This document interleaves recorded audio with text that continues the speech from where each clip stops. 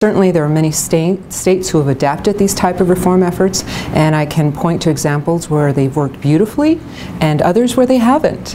I think the most important question, however, is that how are these reform efforts connected to a larger, broader reform agenda? Because these type of efforts by themselves or in isolation may not move the needle, but if they are part of a larger agenda, then we have a different discussion. Absolutely. I think that school choice, I think as a parent, and school choice is absolutely essential. I would want to look at some sort of study or feasibility about incorporating vouchers or some greater choice system in the state of Nevada to see if it's practicable, to see if we could pilot it.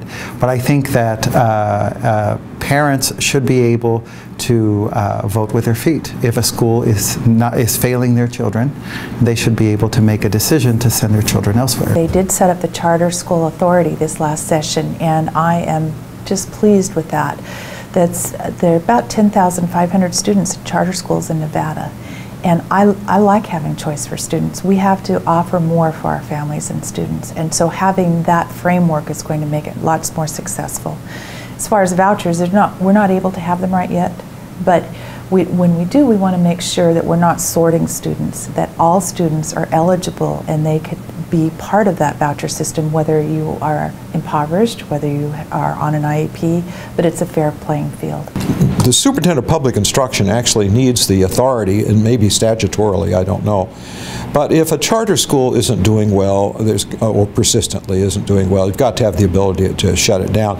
But what's good for the goose is good for the gander. If you can shut down a charter school, then you can be able to shut down a conventional public school also. You don't get to play them uneven. So I hope that I'd like to give the impression I'm for choice. I want to approach it responsibly, and it's got to be fair. There are, because we have so many different types of learning styles with students, being able to offer other opportunities. And you can go back to when we began having magnet schools and students chose to go to a performing arts school.